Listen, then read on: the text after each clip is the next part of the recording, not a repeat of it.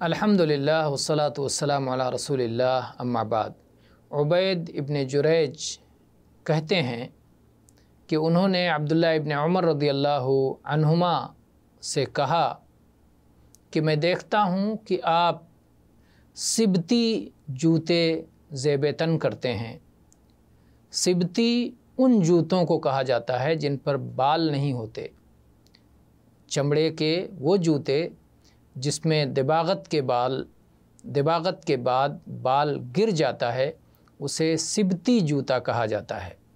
تو عبداللہ ابن عمر رضی اللہ عنہما نے جواب دیتے ہوئے کہا کہ میں نے رسول اکرم صلی اللہ علیہ وآلہ آلہ وسلم کو وہ جوتے پہنتے ہوئے دیکھا ہے جس میں بال نہیں ہوتے تھے، اور آپ اسی میں وضو بھی فرماتے تھے، اور اسی لیے میں بے بال کے جوتوں کو پہننا پسند کرتا ہوں۔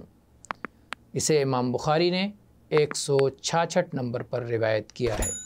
واللہ اعلم والحمد للہ رب العالمین۔